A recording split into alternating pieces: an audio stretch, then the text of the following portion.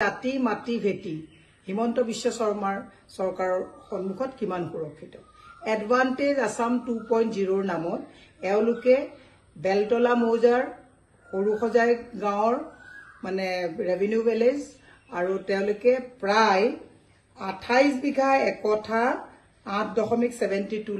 লেসাজ ম্যাদী পট্টাৰ মাটি প্ৰায় 62 জন মানুহলৈ তেওঁলোকে জাননী জাৰি কৰিছে যে আপোনালোকৰ মাটি অধিগ্ৰহণ কৰি তাত ইন্ডাষ্ট্ৰিয়েল গ্ৰোথ কৰিব ইন্ডাষ্ট্ৰি আমাক লাগে কিন্তু ম্যাদী পট্টাদাৰ যিসকল আমাৰ অসমীয়া ইয়াত বহি থকা যিসকল আমাৰ অসমীয়া মানুহ এই অসমীয়া মানুহসকলক তেওঁলোকে ম্যাদী পট্টা খালি কৰাই ইয়াত তেওঁলোকে এডভান্টেজ আসামৰ নামত বহিৰাজ্যৰ বনিয়াক তেওঁলোকে মাটি গটাব বিচাৰিছে মই মনত পেলাই দিব বিচাৰিছো পতঞ্জলি ক্ষেত্ৰতে হওক আপুনি পাম অইল ইন্ডাষ্ট্ৰিৰ ক্ষেত্ৰতে হওক এই গুটেই বিলাকত যিবিলাক বহিৰাজ্যৰ বনিয়ত পানী দৰত মাটি হস্তান্তৰ কৰা হৈছে তাত চকীদাৰ পিয়নৰ বাদে কিন্তু কোনো ধৰণৰ আমাৰ লৰাছলে চাকৰি ভাল উপযুক্ত চাকৰি তাত পোৱা নাই মই মুখ্যমন্ত্ৰী কৈছো অসমত আৰু মাটি নাই নেকি আপোনালোকে যিবিলাক ভিতৰত আছে তাৰমানে এওঁলোকে কিবিলাক আমাৰ ৰেডিমেড বস্তুবিলাককে ৰাস্তাৰ কিনাৰত লব বিচাৰিছে যাতে খুব ধুনীয়াকে তেওঁলোকে ইন্ডাষ্ট্ৰি বনাই ট্ৰান্সপোৰ্টেশন একো কষ্ট নোহোৱাকে আমি বনাই থোৱা মাটিবিলাক তেওঁলোকে লৈ যাব যেনেকৈ আপোনালোকে দেখিছে স্মাৰ্ট মিটাৰৰ ক্ষেত্ৰতো আজি কিমান কোটি টকাৰ কাম আদানিক দি দিয়া হল তেওঁলোকে মানে কানেকশন টু পাব্লিক মানিৰে কালেকশন টু তেওঁলোকে আদানি হতে কৰিব মই এই কাৰণে গুৱাহাটীবাসী ৰাইজক কৈছো ম্যাদী পট্টা যে 63 জন মানুহক যে গুৱাহাটী মাজমজিয়াৰ মাটি দিব ওলাইছে এনেকুৱা নহয় কাইলে আপোনাৰ মোৰ ঘৰৰ মাটিও কিন্তু প্ৰয়োজন হলে এওঁলোকে লৈ যাব সজাগ খবৰ হল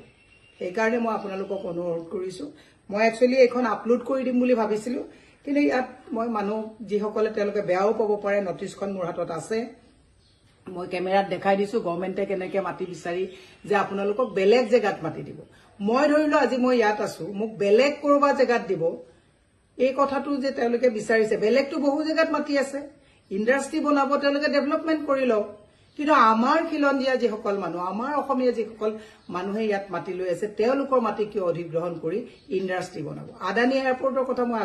আগতেও কৈছো 1400 কোটি টকা প্ৰফিটত থকা আদানি এয়াৰপৰ্টটো সমজাই দিয়া হল ডেভেলপমেন্টৰ নামত অলংকাৰ কিছুমান ঠিকই লগাইছে কিন্তু আজি আদানি এয়াৰপৰ্টত যদি আমি যাওঁ আমি দুজন মানুহ শুনাবৰ কাৰণে গুজৰাটী হিন্দী ভাষীৰ ওচৰত গালি খাবলগীয়া হয় পাৰ্কিংৰ কাৰণে যুৱকসকলে যিসকলে গাড়ী চলাই আছে তেওঁলোকে পাৰ্কিংৰ কাৰণে আদানিৰ সেই ভেৰনিয়াসকলৰ ওচৰত আজি তাৰিখত আমি গালি খাবলগীয়া হয় মই সেই কাৰণে কৈছো সজাগ হওক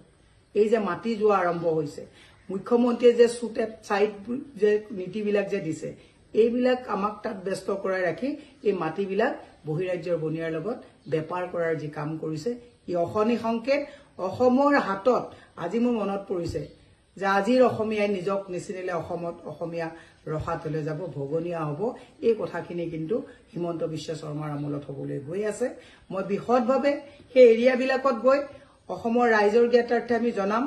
আজি মই বিশেষ দীঘলীয়া নকৰো আজি মই গুৱাহাটী ইস্যুটোতে কৈছো বাকি পিছত গেছত লৈ কি হৈ আছে ধুবুৰীত কি সীমান্তত কি হৈ আছে এইটো বেলেগ বিষয় আমি কথা পাতিম কিন্তু আজি গুৱাহাটীৰ ম্যাদী পট্টাৰ কোটি কোটি টকীয়া মাটি পানী দৰত বেপাৰীক দিব আৰু আমাৰ মানুহক কইব তোমালোকে আমুকত যোৱা তামুকত যোৱা আজি লোহাৰঘাটত কি হৈ আছে আমাৰ যিসকল স্বদেশী তেওঁলোকে আজি লোহাৰঘাট তাত মাটিৰ নিজৰ ভূমিৰ কাৰণে আজি তেওঁলোকে আন্দোলন কৰিবলগীয়া হৈছে বড়োলেণ্ডত বিটিআৰত দেখিছে আপোনালোকে কেনেকৈ ভূমিৰ কাৰণে ভূমিপত্ৰসকলে আজি আন্দোলন কৰি থাকিবলগীয়া অৱস্থা হৈছে গতিকে মই সেই কাৰণে অসমৰ ৰাইজক এটা কথা কৈছো এইজন মুখ্যমন্ত্ৰী আৰু এই বিজেপি চৰকাৰৰ লগত অন্ধভাৱে সমৰ্থন কৰি থাকিলে জাতি মাটি ভেটি ভাষা সকলো যে জলাঞ্জলি দিব লাগিব এই কথাটো আপোনালোকে মনত ৰখা ভাল ধন্যবাদ